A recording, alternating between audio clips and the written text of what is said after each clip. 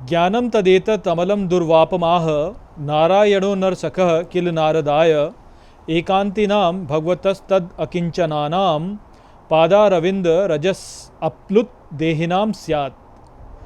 नमस्कार मित्रों, ये जो श्लोक है ये प्रहलाद उपदेश का 27वां श्लोक है और आज के वीडियो में हम इस श्लोक को गहराई से समझेंगे। तो आइए सबसे पहले इसके अर्थ को समझते हैं। तो जो श्लोक है वो कहता है, ज्ञानम तदेतत् अमलम दुर्वापमाह, अर्थात ज्ञान वह जो अमल है अर्थात जो शुद्ध है, प्राप्त करने में कठिन कहा गया है।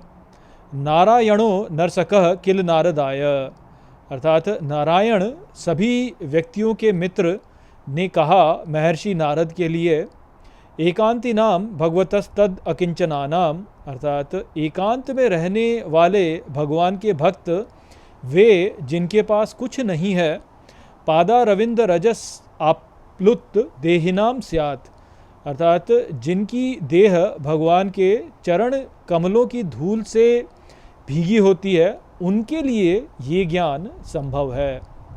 तो मूलतः यहाँ पर प्रहलाद अपने सहपाठियों से ये कह रहे हैं कि नारायण ने महर्षि नारद के लिए कहा कि ये जो ज्ञान है जो कि अमल होता है, जिसमें मल नहीं है, जो कि शुद्ध है, उसे कहा गया है कि ये प्राप्त करने के लिए अत्यंत कठिन है। किंतु भगवान के वे भक्त जो कि एकांत में वास करते हैं और जिनके पास कुछ नहीं होता है, जिनकी देह जो है वह भगवान के चरण कमलों की धूल से भीगी हुई होती है, वह इस ज्ञान को धारण कर सकते हैं।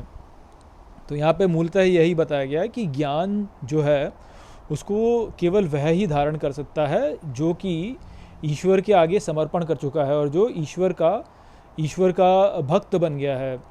जो शुद्ध ज्ञान होता है वो केवल वह ही प्राप्त कर सकता है।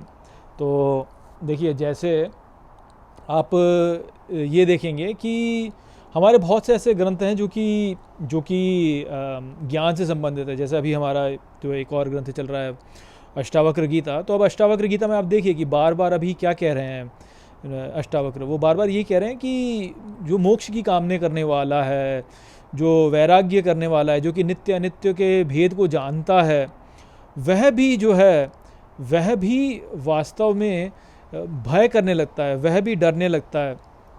तो इस प्रकार की बातें वो कह रहे हैं ना कि जो मोक्ष की प्राप्ति करना चाहता है, जो ज्ञानी है, वह भी वास्तव में अज्ञानियों के जैसा ही बर्ताव करता है। तो ये आश्चर्य की बात है। तो ऐसा इसीलिए होता है क्योंकि ज्ञान जो है वह केवल धारण नहीं किया जा सकता है इतनी सरलता के साथ में। आपको भले ही ज्ञान हो जाए, बौद्धिक स्तर पर हो जाए, किंतु वह जो ज्ञान है वह आपके भीतर घर नहीं कर पाएगा। आपका स्मृति विभ्रंश हो ही जाएगा यदि आप संसार में कोई भी ऐसी प्रतिकूल परिस्थिति को अनुभव करते हैं। वो इसीलिए होता है क्योंकि व्यक्ति जब तक ईश्वर के आगे समर्पण नहीं करता है तब तक ईश्वर की शक्ति वो प्राप्त नहीं कर पाता है। और संसार में यदि आपको वास्तविक ज्ञान में स्थित रहना है तो उसके लिए बहुत शक्ति की आवश्यकता होती है। आप ऐसे ही नहीं रह सकते हैं, बहुत अधिक धैर्य चाहिए होता है, क्योंकि जो जीवन में जो अनुभव हम करते हैं वह बहुत ही सजीव होते हैं। यदि आपके गाल पे कोई एक थप्पड़ मार दे तो जो आपके गाल पे दर्द होगा वो तो होगा ना, भले आपको कितना भी ज्ञान क्यों ना हो, या आप बीमार पड़ जाएं, आपके हाथ में चोट लग जाए, तो जो कष्ट आपको होगा वो तो होगा ही ना। वो ऐसा तो है नहीं कि आप ज्ञान बोले कि मैं तो ज्ञानी हूँ तो मुझे अब नहीं होगा, ऐसा तो हो नहीं सकता। वो तो तब भी होगा, और क्योंकि वह आपको होगा तो आपको उससे भय भी होगा फिर। तो ये जो भय है, इस भय से पार पाना जो है वह अनिवार्य है, तभी आपके साथ में ये जो ज्ञान है ये स्थिर रह सकेगा, अन्यथा ज्ञान आपके हाथ में स्थिर नहीं रह सकता। और वो करने के लिए धैर्य चाहिए। वो जो कष्ट आप झेल रहे हैं उस कष्ट को धैर्य के रूप में आप झेल सकें, और कोई भी उसके प्रति आप प्रतिक्रिया ना करें। किसी ने आपके गाल पे थप्पड़ मार दिया तो आप प्रतिक्रिया ना करें, किसी ने आपके साथ में कुछ अपशब्द कह दिया तो आप उसके प्रति कोई प्रतिक्रिया ना करें। ये करने के लिए बहुत शक्ति चाहिए, बहुत धैर्य और बहुत शक्ति चाहिए भीतर, तभी आप वो कर सकते हैं। और वो शक्ति यदि आप सोचें कि मैं स्वयं से उत्पन्न कर लूँ तो उसके लिए आपको बहुत प्रयास करना पड़ेगा।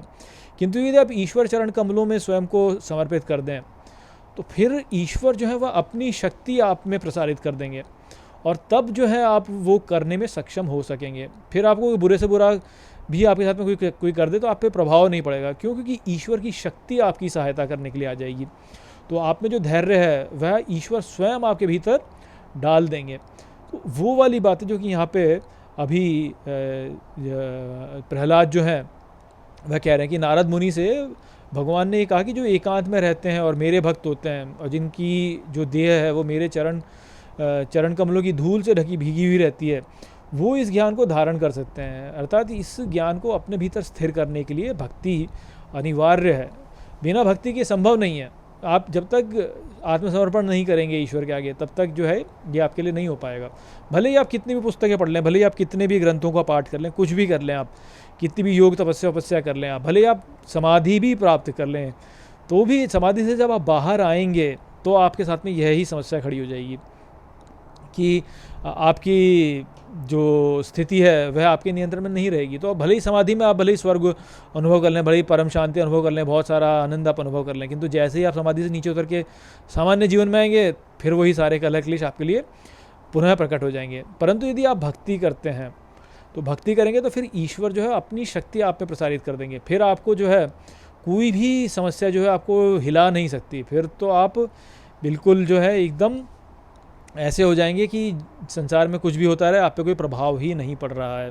कोई आपको कितने भी अपशब्द बोले, आप आराम से उसे झेल जाएंगे। कोई आपको यदि शरीर में पीड़ा भी हो जाए तो उसको भी आप जो है शांति के साथ में झेल पाएंगे, क्योंकि ईश्वर की शक्ति आपकी सहायता करने के लिए आ जाएगी। ईश्वर जो है वह आपको एक ऐसी शक्ति प्रदान कर लेंगे कि आप धैर्य से ये सब कुछ झेल सकेंगे। और देखिए, इन सबको एक बार धैर्य से आप झेल जाएं तो आपकी सारी समस्या अपने आप समाप्त हो जाएगी, क्योंकि फिर जब भी हम उसको धैर्य से झेल जाएंगे तो हम कर्म संचित नहीं कर रहे होंगे। और एक बार हमने कर्म संचित बंद कर दिया तो फिर हमारे लिए कोई समस्या होगी क्यों? फिर तो कोई समस्या उत्पन्न ही नहीं होनी चाहिए। तो वो स्थिति जो है वो व्यक्ति की हो जाएगी। फिर उसका स्मृति विभ्रंश नहीं होगा, वो स्मृति भूलेगा नहीं वो, क्योंकि वो सदा ईश्वर के साथ में जुड़ा हुआ है ना।